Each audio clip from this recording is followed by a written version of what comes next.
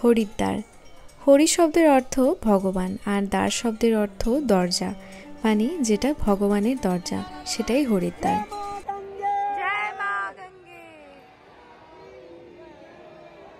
এখানে যেমন রয়েছে সদা বহমান স্বচ্ছ গঙ্গার অপরূপ রূপ, তার সাথে অপূর্ব সন্ধ্যার গঙ্গারতি। এছাড়াও কিন্তু এখানে রয়েছে বিভিন্ন খাবারের সন্ধান। হরিদ্বারের প্রায় 10 কিলোমিটারের মধ্যে পাওয়া যায় না কোনো আমিষ খাবার। তাছাড়াও এখানে যত খাবার সবই রসুন পেঁয়াজ ছাড়া, কিন্তু এখানে নিরামিষ খাবারের স্বাদ আপনাকে মোহিত করবে। তাই আমরা একদম দেরি না করে সকালবেলা ঘুম থেকে উঠেই ব্রেকফাস্ট করার জন্য বেরিয়ে পড়েছি। হরিদ্বারের বিভিন্ন স্ট্রিট ফুড ট্রাই করার জন্য প্রথমেই চলে আসতে হবে হর কি পৌড়ি ঘাট। আর হর কি পৌড়ি ঘাটের ঠিক ডান দিক থেকেই শুরু হচ্ছে বিভিন্ন স্ট্রিট ফুডের গলি। এখানে পাওয়া যায় বিভিন্ন রকমের স্ট্রিট ফুড। এত রকমই অপশান আছে, কোনটা ছেড়ে যে কোনটা ট্রাই করবেন সেটাই আপনারা বুঝতে পারবেন না।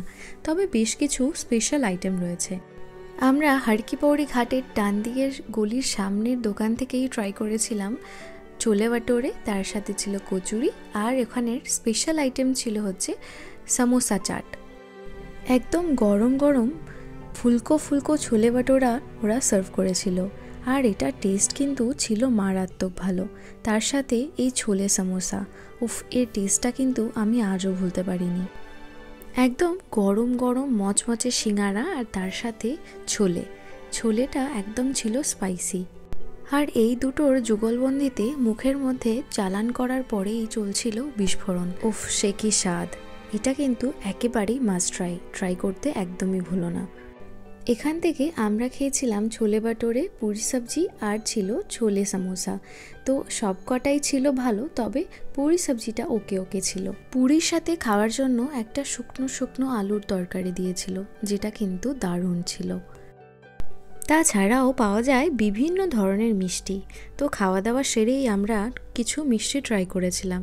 তার মধ্যে ছিল এই সুজি মালপোয়াটা, এটাও কিন্তু দারুণ ছিল। আর আমার সবথেকে ফেভারিট হচ্ছে এই মথুরা পেড়াগুলো।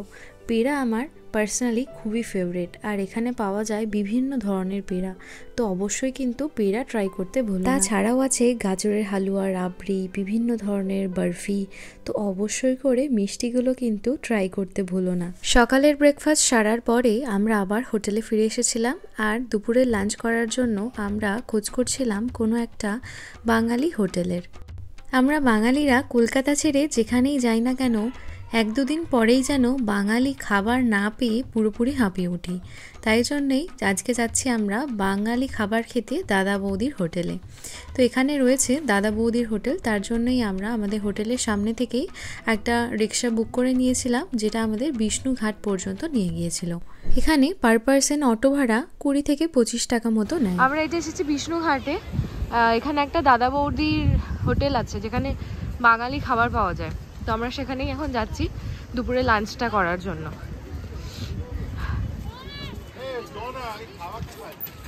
এখন গঙ্গার মাঝখান দিয়ে যাচ্ছি আমরা, ব্রিজ দিয়ে। এইটা কিনেছি, 30 টাকা নিয়েছে। গঙ্গার জল নিয়ে যাবো বলে এটা কিনলাম।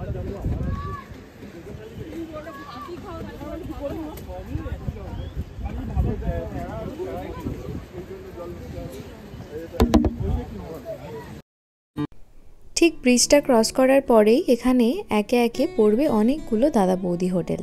তো আসল হোটেল কোনটা সেটা কিন্তু তোমাদের বেছে নিতে হবে। তো আমরা এখানে দেখতে পাচ্ছ ডান দিকে একটা দোকান রয়েছে আর বাঁ দিকে একটা দোকান রয়েছে। আমরা খেয়েছিলাম বাঁ দিকের দোকানটায়। আমাদের প্রিভিয়াসলি যারা এসেছিল তাদের রেকমেন্ডেশন অনুযায়ী আমরা এই বাঁ দিকের হোটেলটাতে খেয়েছিলাম। তবে তোমরা যদি ডান দিকেরটা খাও, এমন কিছু খারাপ কিন্তু খাবার পাবে না, সব একই রকমের খাবার দাবার আর কি পাওয়া যায়।